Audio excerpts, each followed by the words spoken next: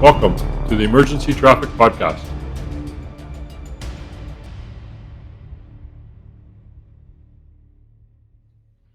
Well, welcome everybody to another Tailboard Talk. This is another one of our Tailboard Talks number 15. We've got the whole gang here. We've got Doug and Dirk and Denis and myself, and from all across the country actually, because Denis in Nova Scotia and I'm in British Columbia this week. We are going to get together on the Tailboard and have a chat about nozzles, master stream nozzles in particular. But first, how's everybody doing? What's new? Denis been working hard on some consulting projects, and we're stretching stretching his time out long time. Yeah, and plus we finally got some snow. I mean, it's been a very strange winter. It's been, you guys will appreciate this. It's been down into the minus double digits, and then we got a 2-day snowstorm and blowing hard. So I can still see my brown grass in places, but all the snowbanks, it's all carved. It looks like I'm looking at the foothills. It's quite interesting. Nice, nice. And I think we don't have much snow left in Alberta. It's about gone. Yeah, it wasn't nice when I was out clearing it. Thank you very much, but that's okay. You got a nice tractor and snowblower and stuff. You're probably having fun. Yeah, it was colder than. Never mind. I know all kinds of ways I can tell you how cold it was. It was cold.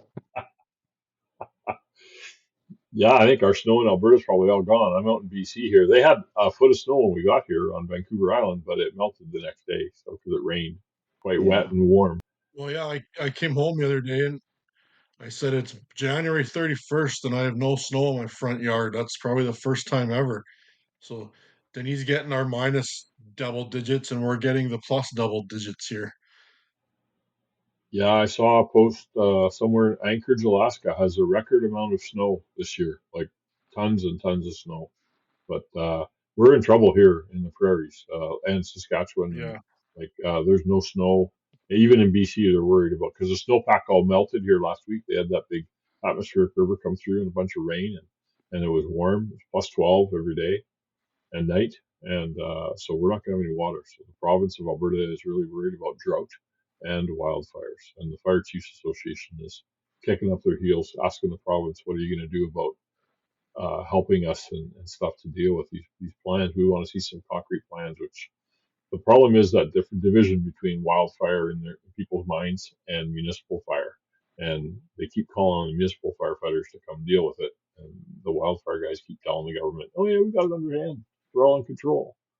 I was listening to a report from a guy who's federal, and he's been looking at the water levels in the forests, and he says that 2024 is shaping up to be as bad or worse than 2023 from a forest fire perspective. So if that's the case, we're in serious trouble. That's perfect because that leads us right into our topic of nozzles. Nozzles. Yeah, no water. The whole Edmonton region's been under a water restriction for about a week and maybe into 2 weeks because of problems at the major treatment plant that's operated by EPCOR, which is an Edmonton-owned corporation. And they've been on water, like no car. What were you saying, Dirk? No car washes. Please don't take a bath, take a shower. No water. No shaving. Okay, Doug, what's new with you? Well, not much is new. Same answer as always. Busy with kids, going to work, doing all the normal everyday stuff. You know, the Oilers are on a really good winning streak here. Their next game back after the All-Star game, they could tie the record, so that's good.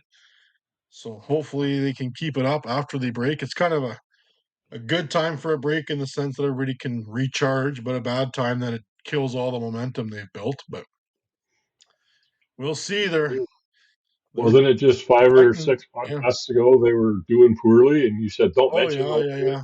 I don't want to talk sure, about it. Well, yeah. I mean, they were like 2-9-1 and changed coaches, and then they won 8 in a row, and then they lost 3, and now they've won 16 in a row. So pretty good 27 games when they're 24-3. You can't complain about that very much. Amazing difference the fire chief can make. So we're sitting on the tailboard here chatting about items of interest to firefighters and something we've all discussed before and have opinions on, and we want to discuss as a group here on the podcast is most aerial devices come with remote controlled monitors at the end of the aerial or on the basket, and they usually come with an automatic nozzle. Of course, I used to sell apparatus, and so I know why it's an automatic nozzle on the end of the aerial. But most opinions in this room, anyway, probably think that the automatic nozzle on the end of the aerial is not a good idea. So we're going to have a discussion about that. We might also fall into tactics of using aerials on large building fires because we often see the pictures of aerials high up in the air shooting water down onto the roof or top of a building when the building is burning away. And is it really effective? So, who wants to start with their opinions on automatic nozzles on aerials, which are there because you never know how much water flow the aerial's going to have.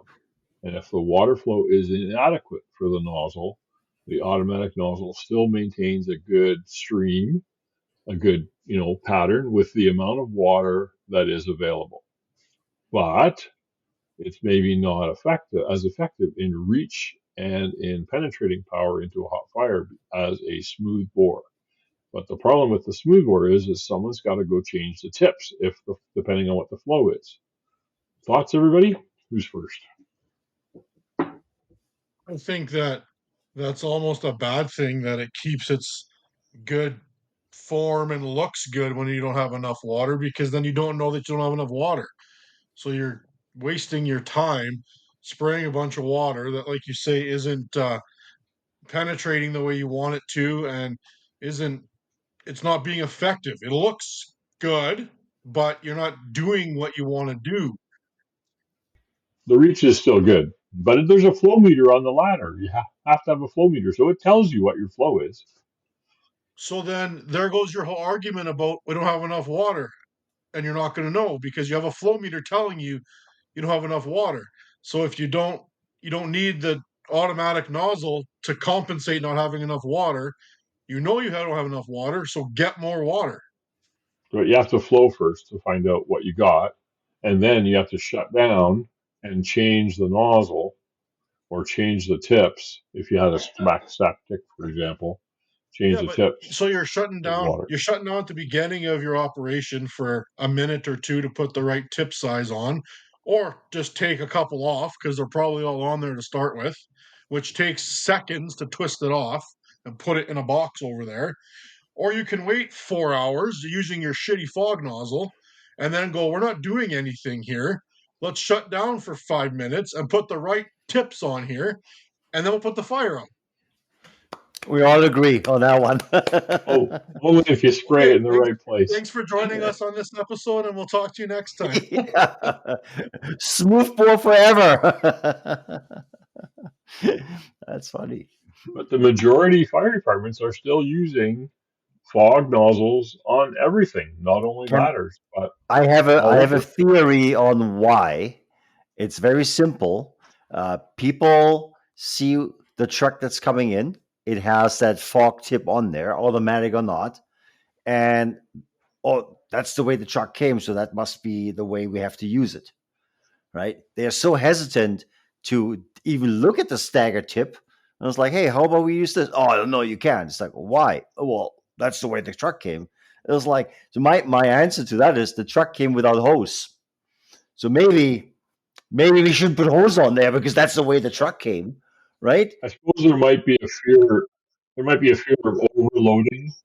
And the ground ladders have like 20 feet of extra lanyard on it, and it's just wrapped around the rungs. And no, well, we can't change that either because that's the way it came, right?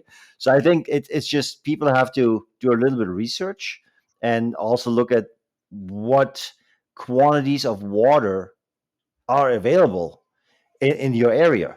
Like a big city, we don't have a water problem. We have a problem to get it out of the ground and onto the fire. That being said, the positioning of the tip and the stream, we already mentioned it, makes a big difference too. But just we know we have enough water, so we just have to see that that comes out of the right tip. And I don't think it's a big deal going from a small smooth bore to a little bit bigger one, or stopping operation, as Doug said, and we just put that fog on now because hazmat needs it for decon or something like that. So I think we got to be a little more flexible. But the thought process is in that initial stages of the fire, when you want to use a master stream, either in a transitional attack or in a defensive is different because you got some time usually. But if you're in a transitional attack and you're short staffed, you don't have time to go change tips. So you're going to start out with a small tip anyway. You're not using a Whereas, ladder you're not using a ladder on a transitional attack. By the why time not? you get the ladder set up and the thing positioned and the outriggers out and the water supply hooked up, if you wanted to do traditional, it's too late. You're doing defensive anyways. The only master stream you're ever going to use on a transitional attack is maybe the deck gun on your engine, but you're not using a tower ladder on a transitional attack. Why not? I've always reported if you come up to the car dealership and it's well Well, if you are, involved. you're not doing if you are, you're not doing a transitional attack properly. The transitional attack is supposed to be show up, hit it hard quickly, knock it back, reset it, whatever word of the day is in this regard, and then you go in and put the fire out. You're not going to show up, stage your truck, put out the outriggers, go find a hydrant, hook everything up, fly the aerial, then do a transitional attack. It's not the proper way of doing anything. It's way too slow. It doesn't take that long.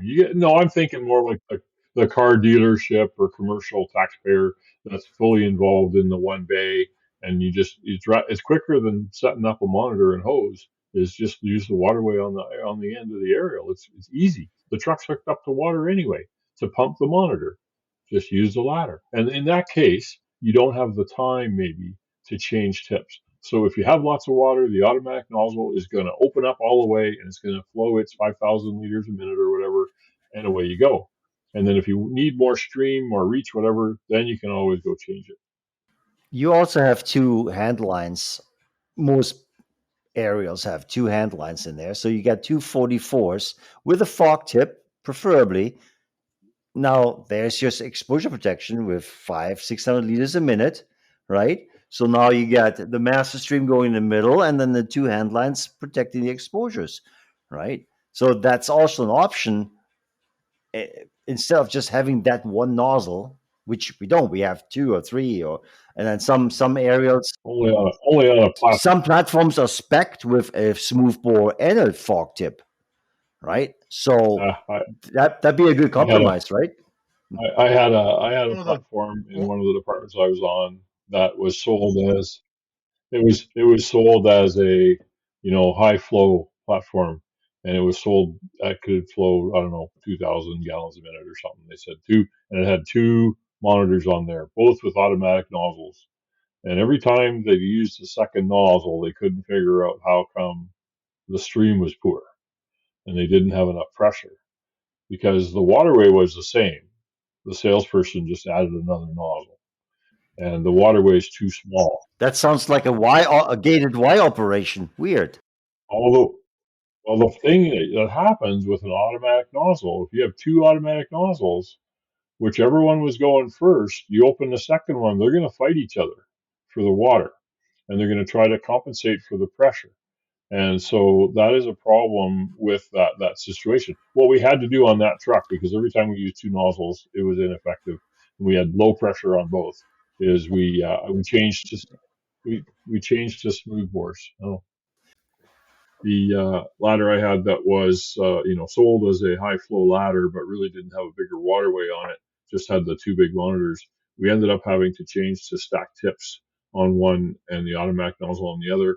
And I instructed the guys to start always with the stack tips if you're trying to get penetration, you're trying to get a good flow, and then use the automatic as the extra, and it would provide exposure protection, whatever, and it would take as much water as it could, and it would still have a good stream and a good reach, even though it would have a lower flow. So I think it worked okay. I don't think we had any big fires since I'd done that, but we had practices and stuff that seemed to work well. So what I was saying is you really need to know what you plan on using your master stream for on top of your aerial. And having a default position whereby you run the truck with a certain nozzle on the top is not a bad idea, because if you don't know what you're going to be using it for, then maybe you should be thinking about what you mostly have used it for in the past and go with that default. And I think for a lot of departments, they don't use their aerial enough and often enough flowing the master stream to really have a concept of what's the best way to go. And that's part, again, of where I've got some small issues with that. And I can tell you a couple stories about things that I've seen happen and way we made changes and how that was beneficial. But essentially, I think you've really got to understand your tool and know how to use it is essentially where I'm going with that. I think you're right, Denny, and I think it should be set up so that it can be the most effective it can be at an aggressive fire attack when you get there, because I think that should be your plan A, is to just throat punch the fire if you can. If that's not possible and you have to do exposure protection and that might be a different nozzle or whatever, well then keep the fog nozzle in the box in the basket, do a quick change, and then you can do that. But I think if you're delaying doing an effective fire attack to do something else, and then you have to switch to the effective fire attack, you're just wasting valuable time doing that. And Yeah, I put mean, I was going to say this water on the earlier when we were fire. talking about some of the best exposure protection is just put the first fire out, and then you don't have to worry about the exposure. Actually, the best protection, Doug, is not to have the fire in the first place. That's Have more right. people in Yeah. fire prevention. Get rid of the guys on the trucks. Whoa, Oh, whoa, whoa, ouch! whoa, Yeah. whoa! Easy there, Chief. It's true. Yep, it's true. No one wants to agree to that one. Community risk reduction. There's still going to be fires. You still need to know what to do. Yeah, there are downsides with the straight stream tips also, and particularly with stack tips, because the small tip is what 1 3/8 or Inch, 3/4 1 or and 7/8. Yeah. yeah, something like that, pretty small. And you're not generating huge water flows, but the good thing you are generating from them is you are generating a lot of power.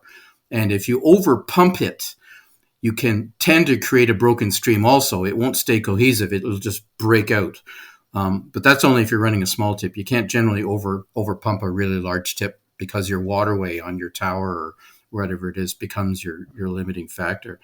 But if your guys don't even understand well enough how to change tips or when to change tips and how strong your water supply is, then always having the monitor preloaded or the master stream preloaded with the stack tips at the very smallest on the end of it, which is a very precision tool, then you may not be making the right choice in that direction either.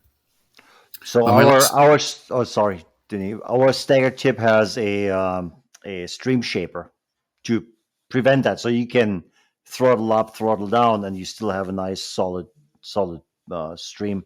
And I think that the smallest tip gives us 2,000 liters a minute, 2,500 liters a minute. So Yeah, that is that's already right.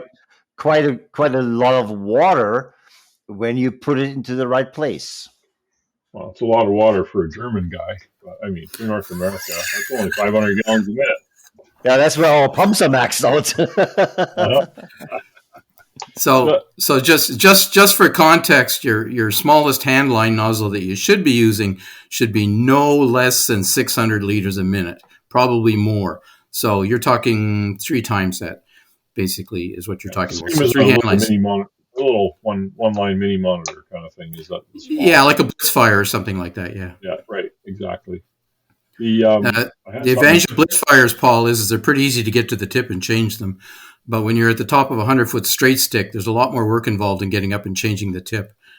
Exactly. Part of it involves hanging upside down.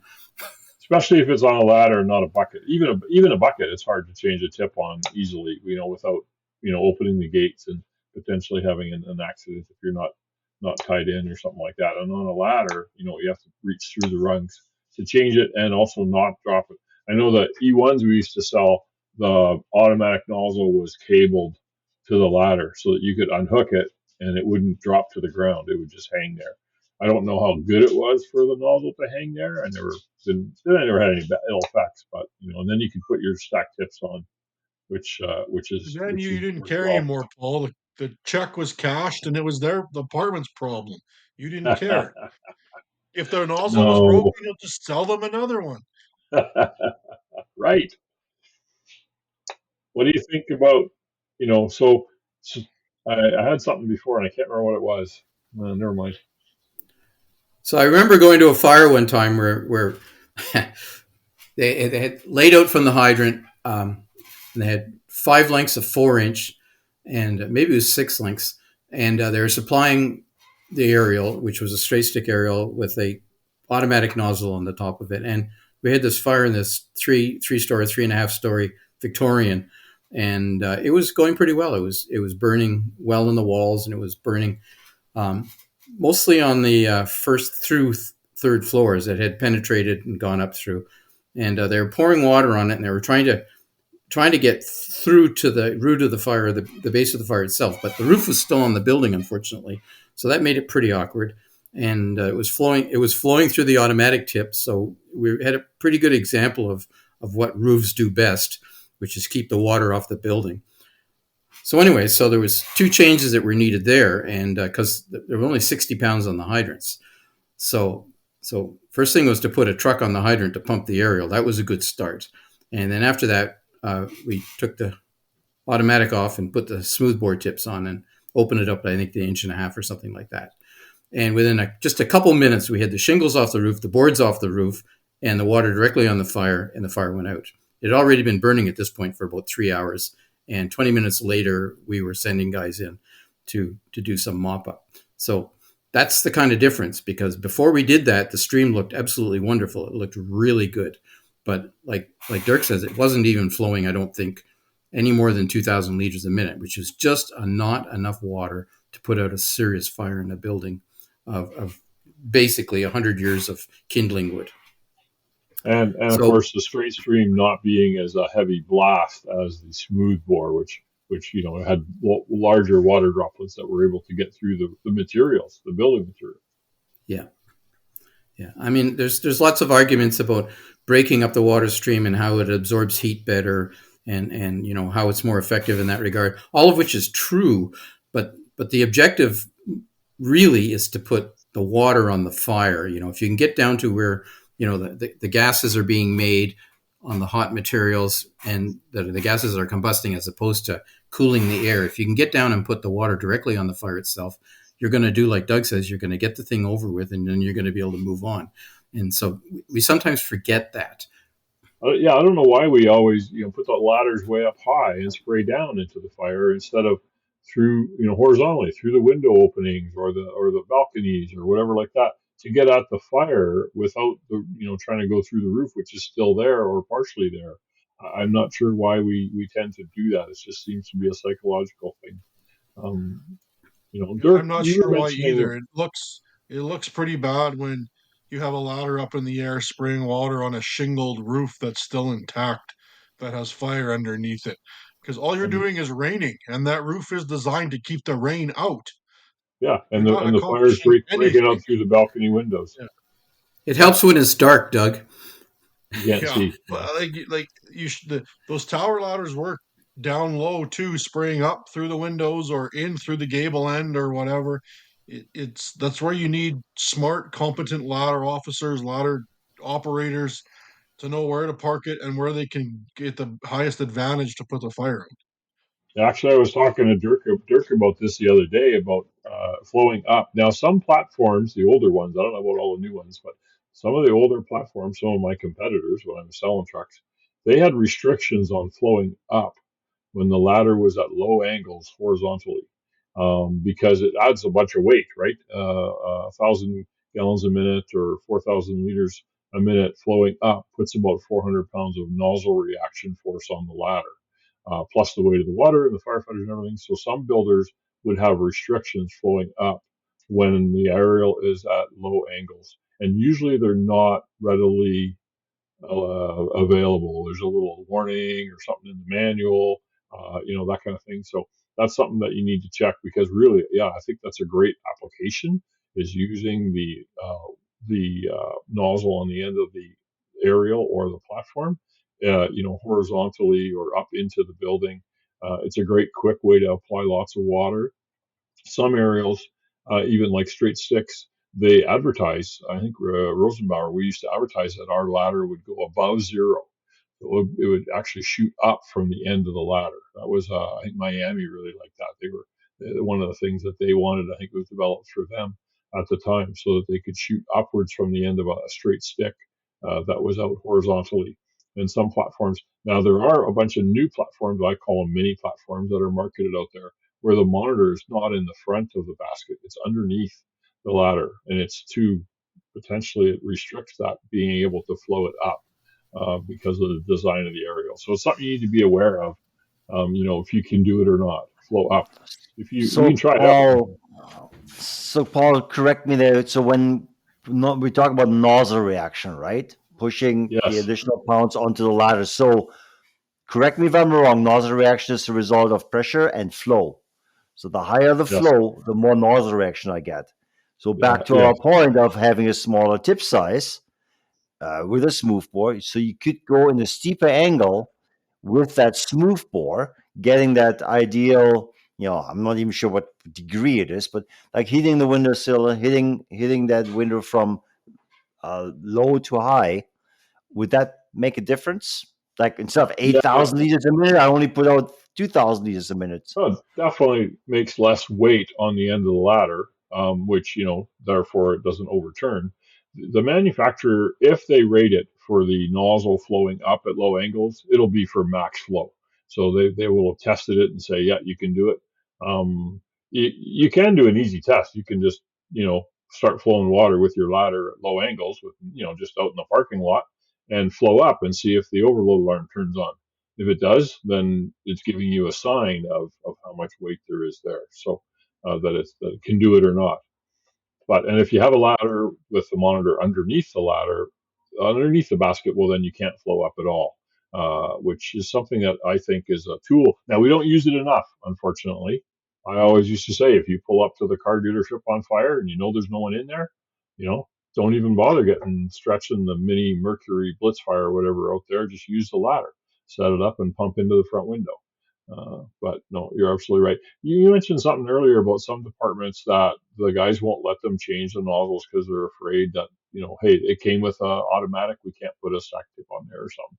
That's definitely something that a manufacturer would tell you. All you have to do is contact them and they tell you what you can put on there or what you can't, Some unless the manufacturers manufacturer's out tell of you business. nothing. That Yeah. is the problem. Well, Some manufacturers tell you nothing. And so as an example, the ladder truck that I know has a fork tip, not automatic, and a stagger tip on the side from the manufacturers. So I would assume the manufacturer says, yeah, you can use either or. hmm yeah, I But would assume that. the interesting thing about that is um, those two types of nozzles do not operate the same way at all. Almost all fog nozzles, whether they're on straight stream or narrow or wide angle fog or whatever the case may be, have a minimum of 75 psi required at the tip of water pressure going in, and that would be a relatively new thing. And or the older ones was 100 psi. So you're looking at providing 100 psi at the nozzle to get the rated flow out of that nozzle. If you're running a smooth bore, typically smooth bores will deliver the water volume that you're looking for at 50 psi. You can run them up to 100 and get more water out of them and harder hit, but you don't need to. So if you're swinging from one to the other, and these aerials that have the two on, one set up as smooth bores and the other one set up as fog lines, I don't know how you get them to work properly when you swing from and you change over from one to the other, because the operating conditions for those two nozzles, smooth bore versus fog, are different. So how do you reconcile that? Well, I mean, there is a valve. If it's a platform, there's a valve at the monitor that you can open and close and throttle. If you Yeah. wanted to, you But could. the If your guy operators, downstairs has to be paying attention. yeah, I mean, well, he'll get excessive pressure and the relief valve will blow and scare everybody. But that's why the relief valve's there. Cool. So I had a major fire in a furniture store one day, and I say day because it was actually night, and we were all at a banquet because Christmas was coming, and at Christmas you tend to have these things. So just about the whole fire department is there, and so we're having a good time, and then there's an alarm comes in, of course. And so we go to this fire, and it turns out it's in a store, and it's in a store that sells furniture, and the fire is going pretty well, and the wind is blowing pretty hard, and it's burning really well. And this store is actually part of a long strip mall, and it's on the end. And the smoke, it's probably the smokiest fire I've ever seen. The smoke that was coming off of this thing would scare you. And we're having no luck at all penetrating the roof with a smooth bore on the aerial. Wasn't going to get down through that roof, and it just wasn't. Couldn't get through the walls. The walls were solid masonry walls. The only thing that was available was the storefront windows. That's all that was available. And the rest of the mall was in severe risk of being consumed also if it broke through, because I think the third store down was like a liquor store. And if it got into the liquor store, we were in serious problems. On several levels, it was Christmas, so they were well stocked. And so in that particular time, it was a 100-foot tower is what it was, and we set it up in the parking lot in front. So luckily it was nighttime, so there were no cars involved, but it was completely downwind, and you couldn't see your hand in front of your face for the smoke. And it was a 5-section, so we pulled it in tight and put the bucket right down just a couple feet off the ground, and opened up to a large tip. And we had very serious water issues there too, because I think we were pushing water, if I remember rightly, we must have been pushing water 800 or 900 feet on a 5-inch line just to supply it. And we used that to sweep the front, and it took out all the windows, got up into, there was an overhanging facade, like a walkway on the front. So there was 6 or 7 feet of facade in front. It was all metal siding, and just tore all that to pieces. And with a smoothbore, we actually managed to get water, the 60 or 70 feet straight through the store, and took out the partitions at the back end and knocked it down, had it knocked down. And it probably took close to an hour, but the area was set up pretty close to where the firewall was between that store and the rest of the mall, and saved the mall. And that was a ground sweep operation with very heavy water streams, and you couldn't see your hand in front of your face. So the guy running the pump was standing in this, and there was actually a guy up in the platform itself. And the only way he knew whether he was on target or not was by listening. You could hear it hitting tin too high. You could hear it hitting concrete too low. You could hear it hitting the obstructions. Then you would hear nothing except distant noise. You knew you were nailing it inside, because you couldn't even see fire. There was that much stuff going on. Very effective. And if you had been using, in that particular case, a fog tip on that, the amount of oxygen that you would have been pushing in with it would have been, not saying you wouldn't have put it out, but there'd been tremendous amounts of oxygen going in with it, and you might have had a much harder job fighting that particular fire.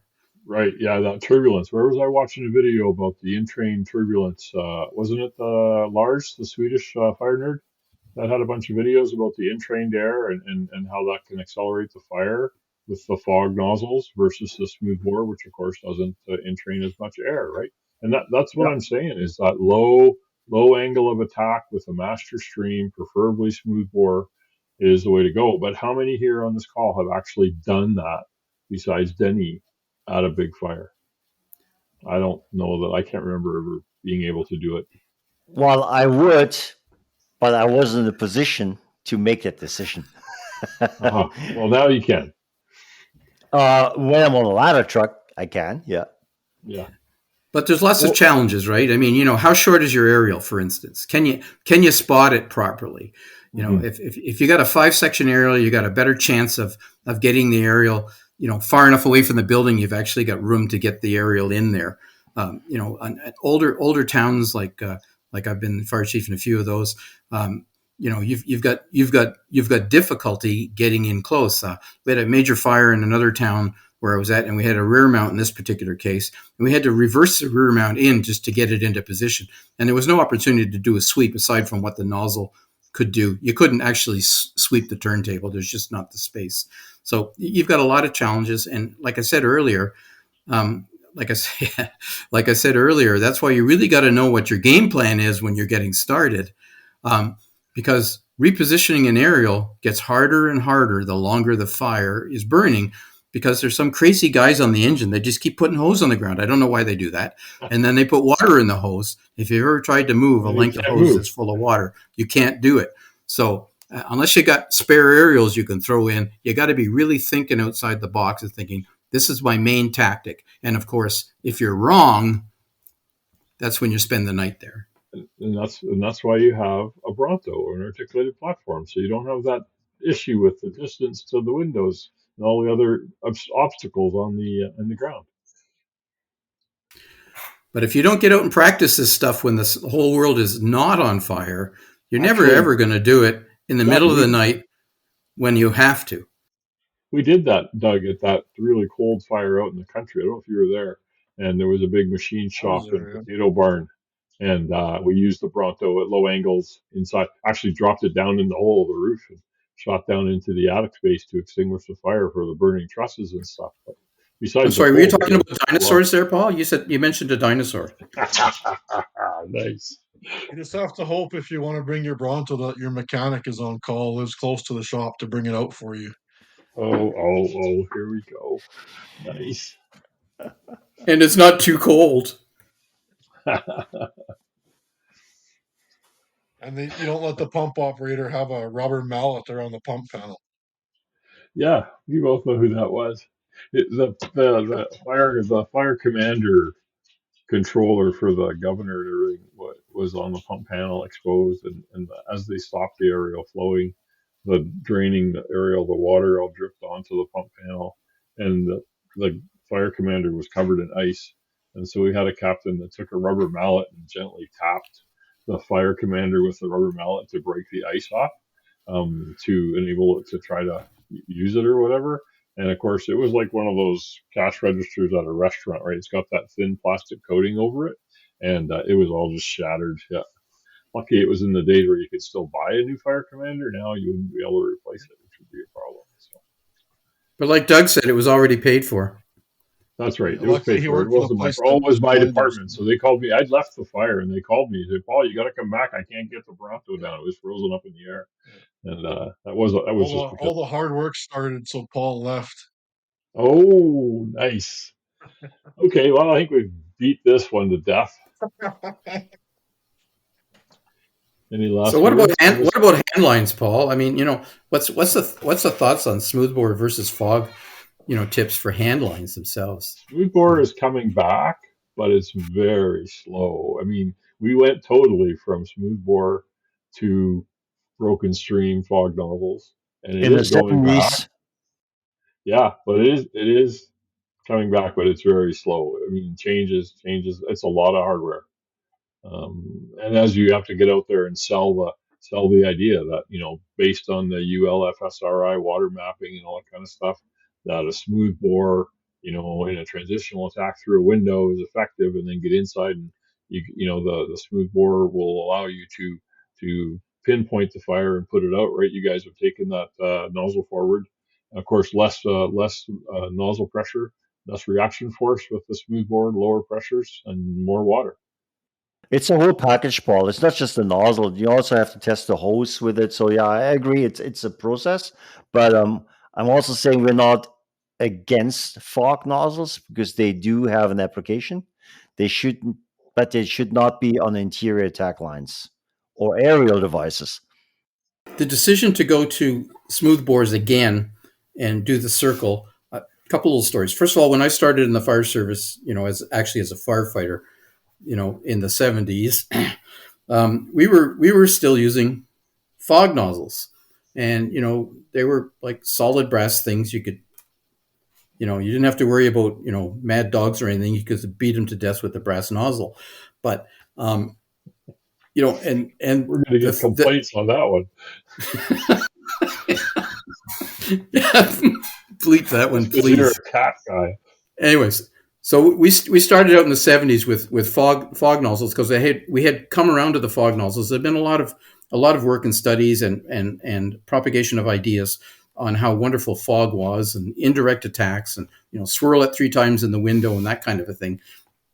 So there was a lot of conversation on that, and it wasn't wrong, but it was under very stipulated conditions, the indirect attack and how it worked. So anyways, so we were still doing that in the 70s, and we were still doing that in the 80s, and we got into the turbojets, with the spinning teeth and how wonderful that was and so forth. But all of those lines required, 100 PSI at the nozzle to make them operate properly. And you used to have, 60, 90, 120s, that's US gallons a minute. And you used to have the 30, 60, 90s, those types of nozzles. And I remember on the trucks, they were set at 60 or 90 because you wanted to save your water, right? You didn't want to use too much water. What an insane idea, but never mind. So that's what they were. But around when I first took up one of my first fire chief's jobs in the 90s in Ontario, we started looking at this ourselves in our department because I knew that there was problems with that. And, one of the first things I did when I got hired is I went around all the trucks and dialed them up to the maximum number on all the lines to make sure that we were flowing, at least a little bit of water. And then there was a fire chief in Ontario by the name of Chris Powers, and he had this campaign that he was on. He called it Little Drops of Water, I think, if I remember correctly. And he was looking at the first step in understanding what nozzle you should be using. And the first step was you need to apply a minimum amount of water on your hand lines, a minimum amount, because the conditions of fires were changing. There was a lot more, BTUs being released by the fires because there was a lot more synthetics involved, synthetics in the carpet, synthetics in the furniture, synthetics in the wall coverings. My God, I remember hotel fire, apartment fire we had, and the walls were shag carpet in the hallways. Don't get me going there. But, fire load, oh yes, I could tell you about that fire. It was quite interesting.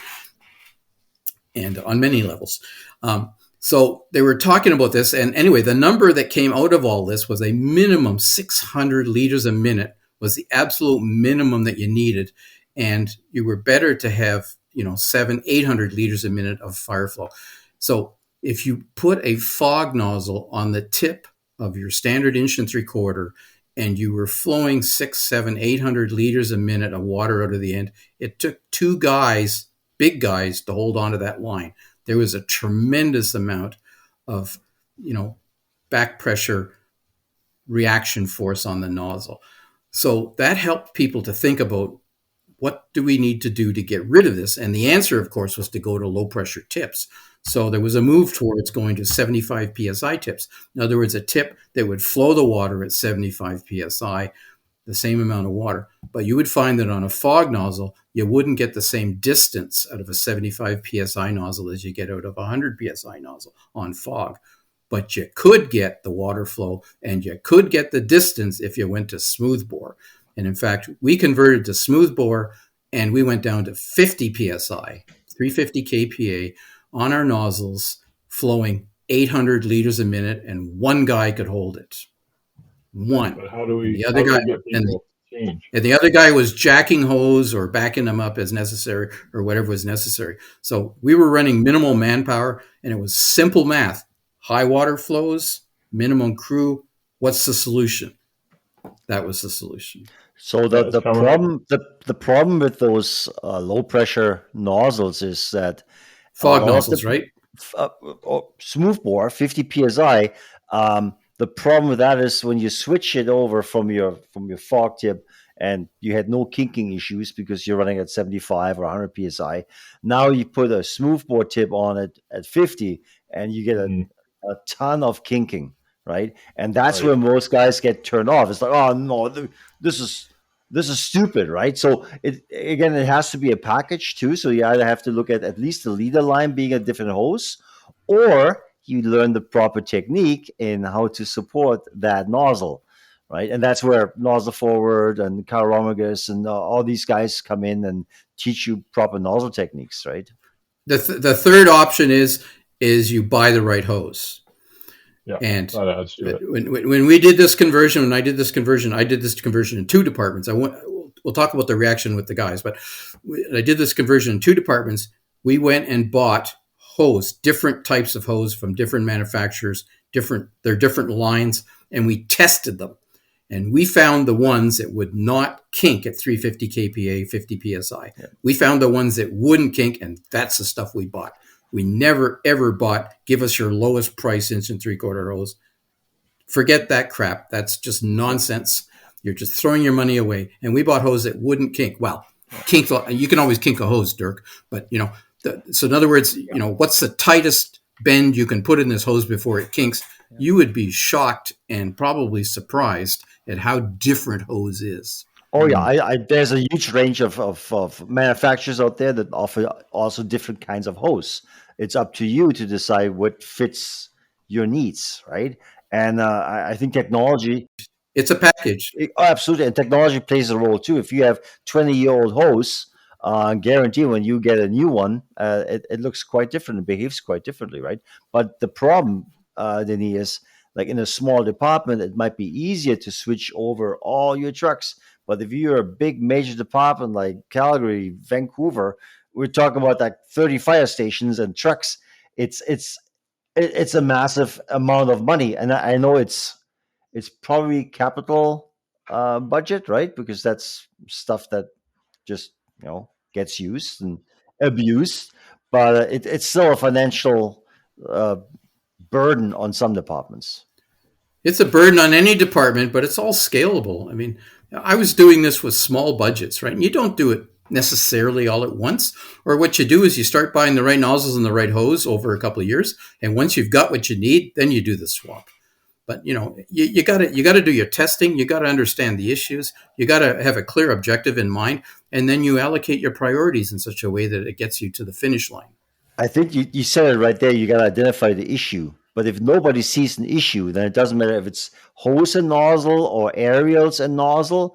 If everybody looks at this like, oh yeah, we put the fire out, nobody got hurt.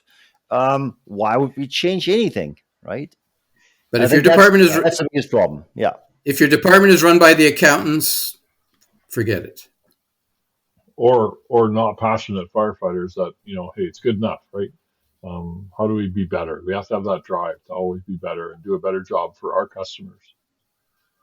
Well, any company does a review of their procedures every 4 to 5 years, right? Just looking at how are we doing the sales, how are we doing manufacturing, how are we doing this? But then the fire department is like, good enough. Like it's hard to understand, but I think a 5-year term, even for a fire department, would be appropriate for any kind of operations, tactics, strategies, task level. Like you got to review this and have committees. That's what they usually do when they don't know what to do. They usually start a committee, right? So I think that's the biggest problem or a bigger problem in bigger departments compared to a smaller department. But that's just my opinion. It's harder to turn the aircraft carrier around, right? Or even know that you're going in the wrong direction. Yeah. So you could talk about effectiveness as what you should be using for your hoses, what you should be using for your nozzles, what you should be using for your operating pressures, how much water you should be flowing. All of those things, are going to help you put the fire out. But there's another whole angle to this. If you've got high-rise, mid-rise, high-rise buildings with standpipe systems, you're now talking firefighters' lives. It's more than just, can we put this bread and butter fire out? It's more, the factory going to burn to the ground, or are we going to put it out, whatever, or the barn or the house. It's now become a firefighter's life issue. And if you can't flow the water that you need off of a standpipe to put out a building fire, then you've got serious concerns about firefighter safety. Yeah, that's where I started. I started changing the high-rise packs to smoothbore first, and then the pre-connects, and slowly change them as I could year by year, and that's a good idea. And that's also a great segue to our next episode, which is going to be the Meridian One Plaza fire, which we're going to talk extensively about nozzles and standpipes and stuff like that. We should probably wrap this up. So let's ask Philadelphia what they think about fog nozzles. Yeah, exactly. So we can ask the guy who wrote the report. I don't know if he'll have any insight on the nozzles or if they've changed. to smooth bore. They were using automatics at the time also, which was a problem when you have low pressure. Okay, guys, thanks a lot for joining us. The coffee must be on somewhere. Any last words? No, good talk. My last words is the same as always. Be situationally aware and train. Like you say, Paul, or it wasn't you, you're paraphrasing. It says you can't train enough for a job that'll kill you. And that is so true. Understand your job. Really, what we're talking about today is all about understanding what you're doing, understanding your job. And if you think your department is not doing things right, be that change agent, be that champion to do things differently. Sounds good. Good. Ditto. Dirk, Doug, last words? Stay low and go. Change agent. I like it.